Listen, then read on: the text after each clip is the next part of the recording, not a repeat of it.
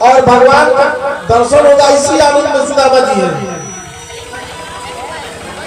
सुशीला ने कहा आप अपने मुंह से कुछ मत कहिएगा, लेकिन मेरा संदेश तो आप सुना सकते हैं। सुदामा ने कहा हाँ। सुशीला जी ने कहा कि आप जब मिलिएगा और भगवान अपने से पूछेंगे कि मैंने कुछ कहा कि नहीं, तो आप उनसे मेरा एक संदेश जरूर कहिएगा। सुदामा जी की पत्नी ने कहा कि 1 मास 2 पाख में कृष्ण पक्ष पूरी दुनिया के लिए 2 एकादशी हो। जब लोग निर्जला रहते हैं, कुछ नहीं खाते, मां सुशीला ने कहा 1 माह 2 पाख में 2 एकादशी हो। सो प्रभु दीन दयाल ने नित प्रतिदिन ही मोए। सुदामा जी तो इसका अर्थ नहीं समझेंगे क्या कर रही है। ठीक है ठीक है, कह देंगे तुम्हारी बात और लेके चल दी। 4 घरों से सुदामा की पत्नी भी विद्वान है, ऐसे ब्रह्मणी की पत्नी है, चाहती तो एक ही दरवाजे से 4 मुट्ठी चावल ले सकती थी, लेकिन बिना कहे कृष्ण को पता चल जाए कि घर की स्थिति कैसी है, 4 अलग अलग घरों से 1-1 मुट्ठी चावल लिया, फटे पुराने वस्त्रों को कैसा करके उसी में बांधा और सुदामा जी को दे दिया। सुदामा जी को कान में दाबे और चल दिए द्वारिका। चलते चलते अब सुदामा नगरी और द्वारिका में बहुत दूरी है। चलते चलते दोपहर हो गया, ऊपर सूरज तपने लगा, इतना थक गए कि उनको लग रहा था हम चल न पाएंगे। दूर नगरे बड़ी दूर नगरे, दूर नगरे बड़ी दूर नगरे, कैसे आओ कैसे आओ तेरे दूर नगरे बड़ी दूर नगरे, कैसे दूर नगरे बड़ी दूर नगरे, दूर नगरे बड़ी दूर नगरे, कैसे आओ कैसे आओ मेरी दूर नगरे बड़ी दूर नगरे, दूर नगरे बड़ी दूर नगरे, जिनके आओ तो लगा सुर लगे, जिनके आओ तो लगा सुर लगे, जिनके आओ तो लगा सुर लगे, जिनके आओ तो लगा सुर लगे, रात में आओ तो भूल जाओ गगरी, रात में आओ तो भूल जाओ गगरी, दूर नगरी बड़ी दूर नगरी, दूर नगरी बड़ी दूर नगरी।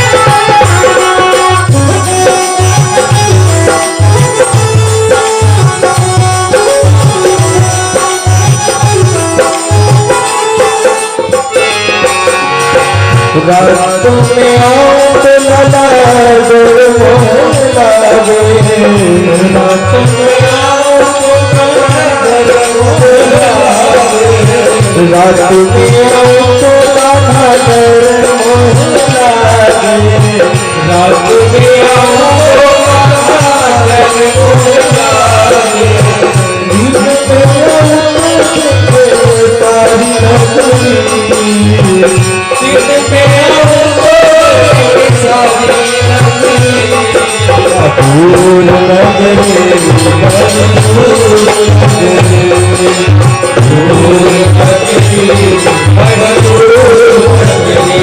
बस आओ रे कन्हैया, बस आओ रे कन्हैया, तेरे गोकुल नगरी बड़े दूर नगरी, दूर नगरी बड़े दूर नगरी, दूर नगरी बड़े दूर नगरी।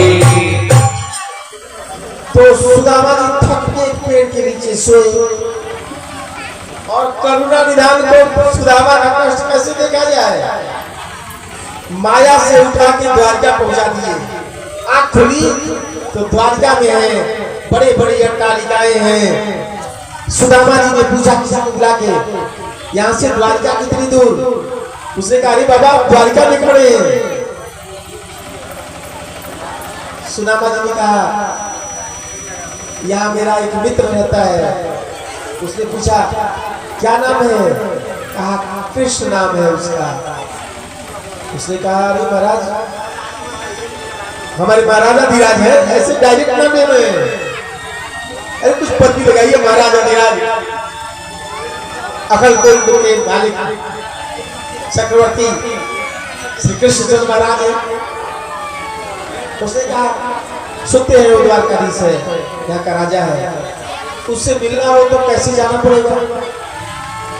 उस राहगीर ने कहा, आप ब्राह्मण देवता हैं और हमारे महाराज का आदेश है कि दरवाजे पर कोई संत और कोई ब्राह्मण आता हो तो उसको रोका नहीं जाए। आप सीधे भगवान के अंतःपुर में जा सकते हैं। भगवान की रानियां हैं और प्रत्येक के लिए अलग अलग महल है। सुदामा जी ने पूछा, मुझे जाना किस महल में है? राजी ने कहा, ज्यादा संभावना है कि सरकार इस समय रुक्मिणी जी के महल में होंगे, वही आगे का महल रुक्मिणी जी का है, आप सीधे चले जाएं। सुदामा जी लट्टू लिए, कांख में पुतली डाले, रुक्मिणी जी के महल में प्रवेश कर गए। द्वारपाल है, लेकिन किसी ने सुदामा जी को रोका नहीं है। सुदामा जी चलते चलते चलते चलते वहां तक अंतःपुर में चले गए। भगवान अब भोजन करके अपने बिस्तर पर आराम करने जा रहे हैं। भगवान की नजर पड़ी, कूद पड़े भगवान, दौड़े, सभी सेवक दौड़े, भगवान कहाँ जा रहे हैं? आज तक तो भगवान से मिलने सनकादिक आया करते हैं, सभी लोग चल के वो ठाकुर के पास आते हैं। आज कौन विशिष्ट आया है जिससे मिलने भगवान दौड़े जा रहे हैं? भगवान दौड़े दौड़े गए, दोनों मित्र गले मिले और व्यास लिखते हैं कि दोनों ने अचानक एक दूसरे का बंधन ढीला किया, लेकिन दोनों के मन में अलग अलग भाव था। सुदामा सोच रहे थे, मेरे शरीर में केवल हड्डी है, मेरा कन्हैया कितना कोमल है, मैं भाव में आके इतने जोर से जकड़ लिया हूँ, मेरी हड्डियां उसको चुभ रही होगी। और भगवान ने सोचा, मेरा मित्र कितना दुबला हो गया है, मेरे अंदर जो शक्ति है वो तो अपरिमित है, कहीं भाव में आके मैं दबा दूं और मेरे मित्र की कोई हड्डी दुख जाए। भगवान ने गले लगाया, पाप पकड़ा, लाख सिंहासन पर बैठाया, रुक्मिणी के साथ सभी प्रणालियां देख रही हैं। भगवान ने रुक्मिणी मां को आदेश किया, मित्र के पांव को पखारने के लिए पवित्र जल लाइए। संसार का सबसे पवित्र जल है मां गंगा का। भगवान कह तो दिए कि इसके चरण को पखारने के लिए रुक्मिणी जी कोई पवित्र जल लेके आइए। मां गई भी जल लाने, लेकिन भगवान ने सोचा, मां गंगा का जल भले पवित्र है, लेकिन है तो मेरे चरण का धोवन ही, चरणोदक ही है। मैं अपने चरण के धोवन से यदि अपने मित्र का चरण धोऊं तो कौन विशिष्टता? संत कहते हैं, सरजू का जल भगवान के नैनों का जल है। और भगवान इतना रोए, नीचे सुदामा सिंहासन पर बैठे हैं, भगवान चरणों में बैठे हैं, सुदामा के दोनों पैरों को लेकर सहला रहे हैं। जब स्पर्श करते हैं तब कोई कांटा चुभा हुआ मिल जाता है। एक एक कांटों को भगवान निकालते गए और अपने आंखों से इतनी आंसू बहाए कि रुक्मिणी जी जल लेके खड़ी हैं। जल की कोई आवश्यकता न पड़ी, भगवान के नेत्रों से बहने वाले जल से प्रभु ने अपने मित्र के पैरों का प्रक्षालन किया। अपने दुपट्टे से भगवान के पैर को पूछा। सुदामा जी सुख रहे हैं, सभी दरबारी भी आश्चर्य से खड़े देख रहे हैं। ठाकुर को लगा मेरा मित्र सिंहासन पर आराम से नहीं रहेगा, असहज महसूस कर रहा है। बांह पकड़ के अपने निज कक्ष में ले गए, उसी बिस्तर पर बैठाए जिस पर रुक्मिणी मां बैठती हैं। स्नान कराए, भोजन कराए और सुदामा जी जब लेटने लगे तो भगवान पैर दबाने लगे। भगवान को पैर दबाते देखकर मां रुक्मिणी को लगा जिस अवधूत की सेवा हमारे पति कर रहे हैं, मुझे भी उसकी कुछ सेवा का लाभ लेना चाहिए। दौड़े दौड़े गई, पंखा लाके झलने लगी। सुखदेव जी कहते हैं परीक्षित देखो इस दृश्य को, कौन कह सकता है कि सुदामा गरीब है। सभी ब्रह्मांडों का मालिक शरण दिवा रहा है, साक्षात श्री लक्ष्मी इसको पंखा झेल रही, उससे अभी त्रैलोक्य में कौन है।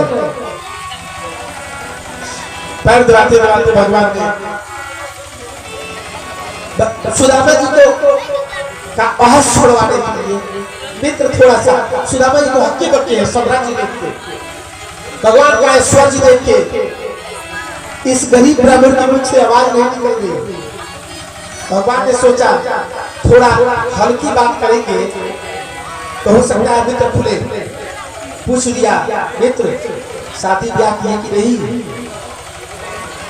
सभी रानियां रुक्मिणी जी के साथ घेरी है। सुदामा जी संतोष पड़ गए, वह अब इसके अलावा कोई दूसरी बात नहीं पूछने के लिए। भगवान ने कहा नहीं, बचपन में बड़ी साधु की बात करते थे, बैरागी की बात करते थे, तो सोचे शादी ब्याह करके गृहस्थी बैठाए कि साधु बैरागी बने हो। सुदामा जी कहा नहीं, मित्र शादी तो हुई है। पूछा भाभी कैसी है, कहा बहुत जैसी है वैसा ही नाम है, नाम सुशीला है, स्वभाव भी सुशीला है। भगवान ने कहा मित्र यदि भाभी, तो सुदामा जी को मुझसे मिला कि सही पूछो ना, तो तुम्हारी भाभी ने मुझे भेजा है। भगवान बड़े प्रसन्न हुए और कहे कि यदि भाभी ने भेजा है तो कुछ न कुछ तो हमारे लिए जरूर भेजा होगा। सुदामा जी कठुए में दबा के थे चना के पत्ते, कोई देख न ले। भगवान पैर दबा रहे, पूछे कि भाभी ने कुछ लाया दिया। सुदामा ने कहा ना कुछ नहीं दिया।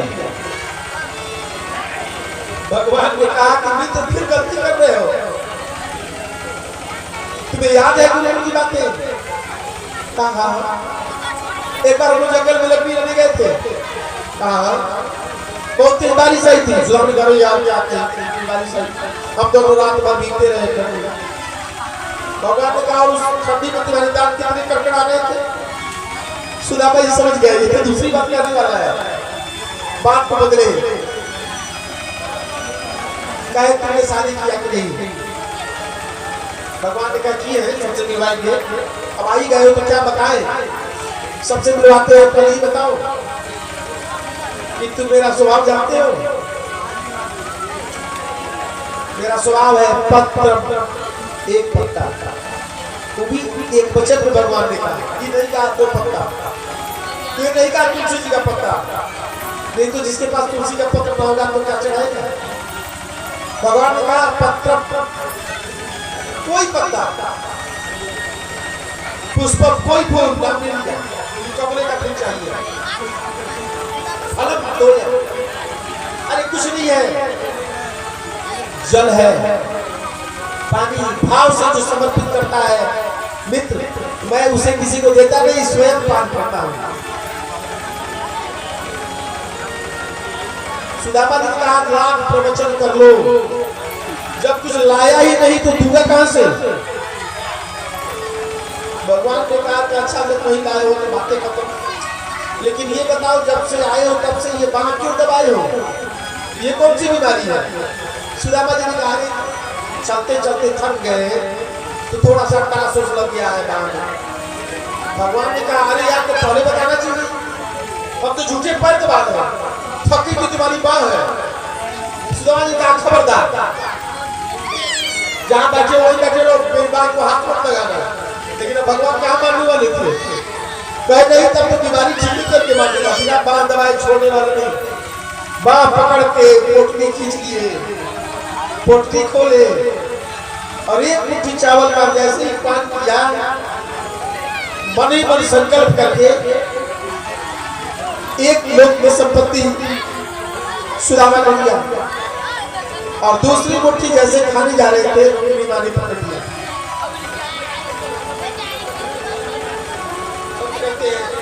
रुक्मिणी ने क्यों पकड़ लिया?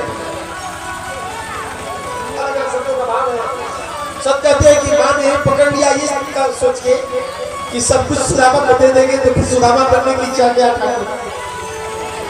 सभी लोगों की संपत्ति यदि इसी को दे देंगे।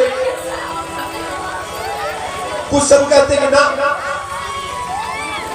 रुक्मिणी जी ने सोचा जिस अवधूत के प्रसाद को भगवान इतने चाव से इतनी बड़ाई करके खा रहे हैं, क्या स्वाद है चावल में, वैसा प्रसाद परिवार के प्रत्येक सदस्य को मिलना चाहिए। परिवार बड़ा है, दो दाना भी काटा जाएगा तो पड़ेगा। मां रुक्मिणी ने बचे हुए चावल को हाथ में लिया, बात पूछा कृष्ण ने, भाभी जी ने कुछ और कहा तो सुदामा ने सुना दिया। हाँ तुम्हारी भाभी ने कहा था कि एक माँ दो पाख में दो एकादशी होए, सो प्रभु की दयाल ने मित्र प्रतिद्वंदी होए। सुनते ही भगवान समाधि में चले गए और मन ही मन जवाब भेज दिए।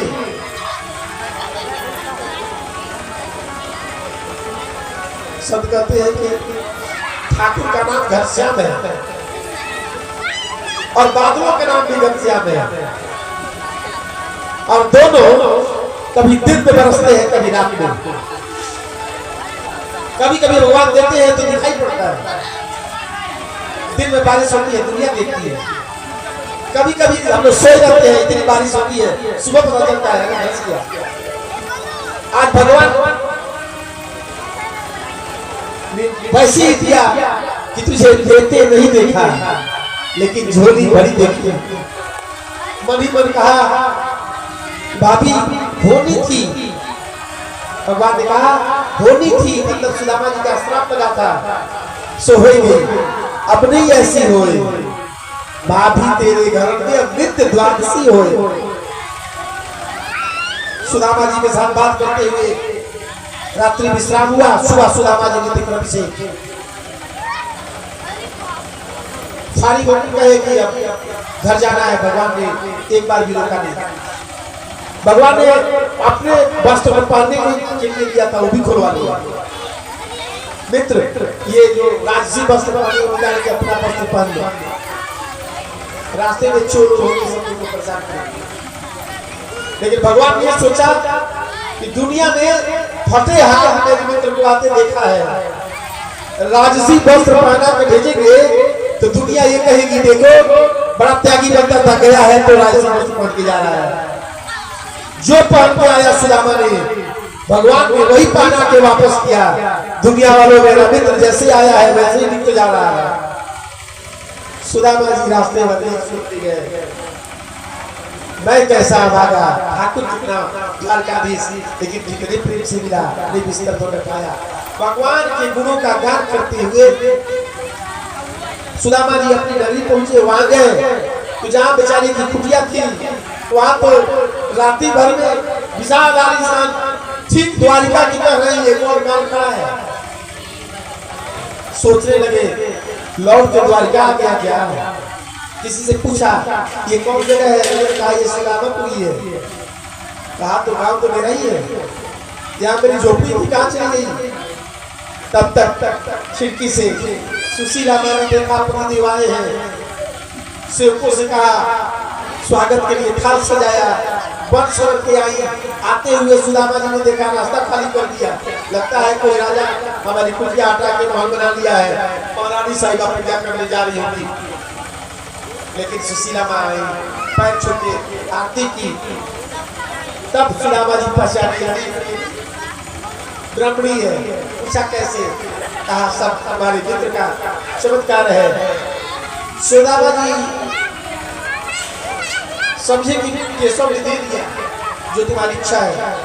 कहे आप प्रेम से इस बात में रहिए और हम अब जंगल जाके भगवान का भजन करेंगे। सुदामा जी चल भी दिए। कुछ दूर गए, पीछे से मधुर आवाज सुनाई पड़ी, सुदामा। मुड़ के देखे बांसुरी वाला खड़ा है। सुदामा कमल में भगवान सुदामा को बुलाए, कहे मित्र, संसार की संपत्ति में केवल बुराई नहीं है, विवेक से उसका प्रयोग किया जाए तो धर्म के कार्य भी हो सकते हैं। मित्र, तुमको हमारी माया क्या कर सकती है? आप इसी महल में रहते, हमको याद करिए। आप इस धन से समाज के कल्याण के काम करेंगे। आपके जैसे धर्मात्मा के पास ही लक्ष्मी रहनी चाहिए।